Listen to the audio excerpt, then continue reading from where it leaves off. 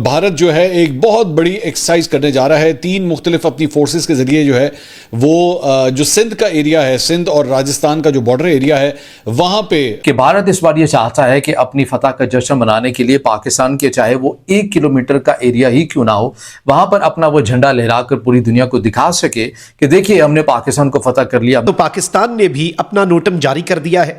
पाकिस्तान की air space भी बंद होने जा रही है और इस वक्त कुछ न कुछ पक रहा है भारत के एंड पर। When I was stationed in Pakistan in 2002, I was told unofficially that the Pentagon controlled the Pakistani nuclear arsenal.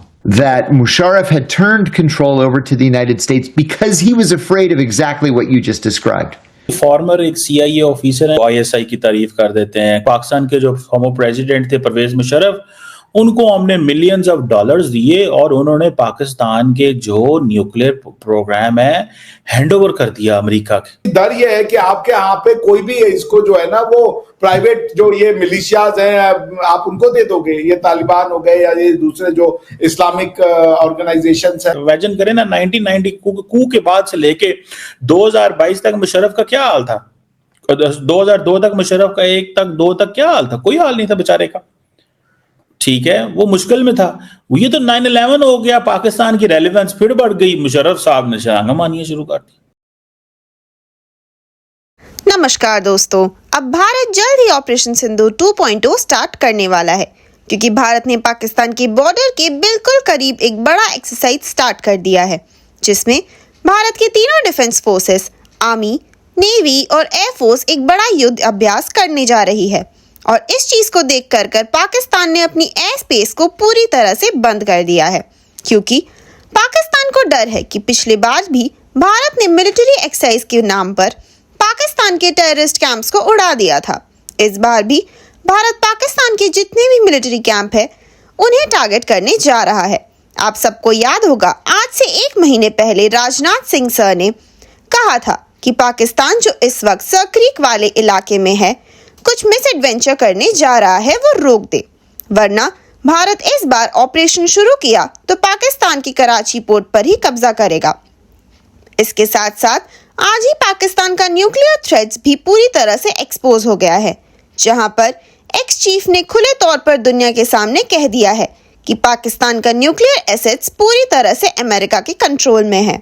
30 अक्टूबर से 10 नवंबर तक सरकरीक के करीब गुजरात और बहरा अरब में भारत की तीनों मुसल्लह अफवाज यानी कि आर्मी, नेवी और एयरफोर्स मशक़ें करेंगी और ये सब कुछ मिलाकर 28,000 फीट की बुलंदी तक फ़ज़ा इसको बंद कर दिया गया है।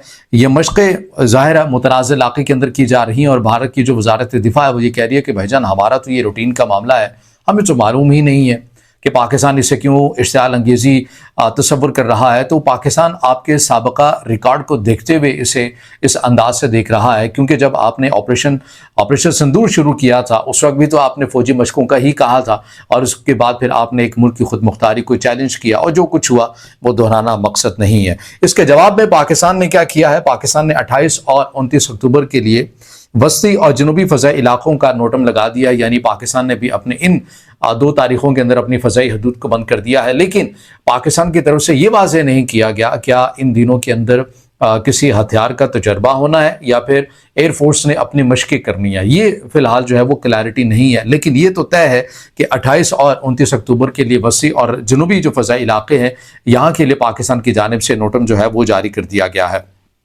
अब इसके अंदर ये देखिए, आपको ऑपरेशन सिंदूर के बाद और उसके रद्द-ए-अमल में बुनियाद और मरसूस के बाद पाकिस्तान के दिफाई हलकों के अंदर ये बातें बहुत तेज़ी के साथ होने लगी थी कि अब की बार भारत ने जो एडवेंचर करना है वो बिहार के इलेक्शन आ रहे हैं। अब आप इन मशकों की तारीख देखिए और बिहार के इलेक्शन की तारीख देखिए, यानी 6 से 11 गालिबन बिहार के इलेक्शन जो है वो होने जा रहे हैं और उसके बाद 2026 के मिड में भी तकरीबन 5 से 6 रियासतों के भारत के अंदर और इलेक्शन होने हैं।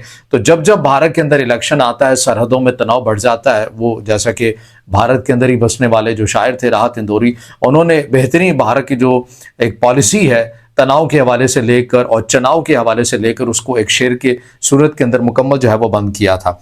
तो बहरहाल अभी जो मामला ये आया वो पाकिस्तान के दिफाई हलकों के अंदर ये मामला, ये बहस तब भी जारी थी, आज भी जारी है कि भारत इस बार ये चाहता है कि अपनी फतह का जश्न मनाने के लिए पाकिस्तान के चाहे वो 1 किलोमीटर का एरिया ही क्यों ना हो, वहां पर अपना वो झंडा लहराकर पूरी दुनिया को दिखा सके कि देखिए हमने पाकिस्तान को फतह कर लिया, हमने पाकिस्तान के इतने इलाके फतह कर लिए। यहाँ पे वो कोई ऑटोनोमस सिस्टम है अपना नेवी का, उसे वो टेस्ट करना चाह रहे हैं और ये तकरीबन 2 दिन की एक्सरसाइज जो है वो यहाँ पे होने जा रही है। और ये एरिया जो है ये हर किस्म की जो बहरी मूवमेंट है उसके लिए उनकी जानिब से बंद किया गया है। लेकिन बात जो है वो सिर्फ यहाँ पे ख़त्म नहीं होती। पाकिस्तान ने भी जो है इस सिलसिले में जैसी कल ये खबर आई कि जनाब इंडिया की जानिब से जो है ये 15 दिन की एक्सरसाइज की जा रही है और उन्हीं एरियाज़ के अंदर जहाँ पे हमने आपको इस मैप के अंदर हमने आपको दिखाया था कि ये लोग करने जा रहे हैं, वहीं पे पाकिस्तान की जानिब से भी जो है वो अब ये नोट टाइम जारी किया गया है। और ये वो एरिया है, पाकिस्तान 28 से लेके 29 तारीख तक एक दिन के लिए जो है वो नो फ्लाई जोन इस एरिया को जो है वो डिक्लेयर कर रहा है। और वो ये तकरीबन एरिया जो है वो अप्रॉक्सीमेटली कुछ बलूचिस्तान और सिंध के बीच का एरिया जो है बन रहा है। पाकिस्तान की जानिब से जो एयर ट्रैफिक के हवाले से जो ये नोट टाइम जारी किया गया है। और मोस्ट प्रॉब्ली इसके अंदर जो पाकिस्तानी एयरफोर्स है वो अपनी कोई एक्सरसाइजेज यहाँ पे करेगी और उसी दौरान जो है दूसरी साइड पे, बॉर्डर की दूसरी साइड के ऊपर जो है वो इंडिया, आप देख सकते हैं कि बिल्कुल बॉर्डर के साथ साथ का जो एरिया है जिसमें रन ऑफ कच्छ का एरिया भी आता है, वहाँ पे ये अपनी एक्सरसाइजेस करने जा रही हैं। तो इस मौके के ऊपर मतलब पाकिस्तानी एयरफोर्स और इंडियन एयरफोर्स जो हैं बॉर्डर के दोनों तरफ जो हैं ये एक्सरसाइजेस कर रहे होंगे। तो इसलिए मतलब अलर्ट रहने की बड़ी अशद ज़रूरत है कि इनकी जानिब से जो है वो किसी किस्म की कोई शरारत ना की जाए। Pakistan is the bundle of mistakes and deliberate conscious mistake, arrogant mistakes. तो ये आपने किया है, तो ये अब आपके सामने उसके वो आ रहे हैं नतीजे, तो क्यों आप लोग परेशान हो रहे हैं? कहते हैं ना कि होता है क्या आगे आगे देखिए, अब क्यों होता है क्या आगे आगे देखिए होता है क्या। खैर वो कोई नई बात तो उन्होंने, मैंने भी उनका कोई इंटरव्यू सुना नहीं है, लेकिन ये कि बाद 1-2 टीवी चैनल पे गई थी, उन्होंने छोटे उनके क्लिप्स चलाए थे और हाँ मैंने गूगल करके उसके बाद उस इंटरव्यू को पढ़ा जरूर है। तो लेकिन बात सारी वही आ जाती है कि आप इस वक्त वो जैसे हमारे कहते हैं ना घड़े मुर्दे उखाड़ना, कि अब इतने सालों के बाद, इससे पहले ये कहाँ थे, क्या कर रहे थे, तो अब इस बात का क्या फायदा, मतलब दुनिया जानती है, अब तो सबको पता है ये सारी बातें। मुझे तो इससे बड़ी चिढ़ होती है कि अब इस बात का क्या फायदा। अरे जब भी हो उस बात का फायदा है, कोई बात का नहीं। अब ये कह रहे हैं न्यूक्लियर वेपन जो है वो अमेरिका के कंट्रोल में है, ये कह रहे हैं। तो न्यूक्लियर वेपन तो हमेशा से अमेरिका के कंट्रोल में जब से बने, वरना अगर वो अमेरिका ना चाहता तो क्या पाकिस्तान बना सकता था? ईरान को बनाने दे रहे क्या, बाकी कंट्रीज को करने दे रहे? तो वो तो अमेरिका की परमिशन से बना है, तो अमेरिका के कंट्रोल में होगा। दोनों चीजें अलग हैं, मगर आपके आर्गुमेंट में दम है। और ये आर्गुमेंट का क्रेडिट ना मैंने सीखा था दीपक वोरा जी से, उनको मैंने सुना था, जो एम्बेसडर है अक्सर टीवी पे आते हैं। ये आर्गुमेंट उनका है, क्रेडिट उनको जाना चाहिए। तो मैं उनकी इस बात से बहुत सहमत हुआ था कि उन्होंने ये जो बात कही, इट रेजोनेटेड विद मी। उनका आर्गुमेंट बिल्कुल सही था कि भाई अगर ईरान को बनाने नहीं दे रहा है, वो बिना अमेरिका के आशीर्वाद के इतना बड़ा आप न्यूक्लियर वेपन बना लेंगे, आप में वो क्षमता ही नहीं थी। तो बिल्कुल जो जिसका है वो अब उसको कंट्रोल अपने हाथ में ले लिया है, क्योंकि पाकिस्तान माहिर है धोखा देने में। जैसे वॉर ऑन टेरर में आप अमेरिका के साथ लड़ रहे थे, लेकिन आप अमेरिका के अगेंस्ट में लड़ रहे थे।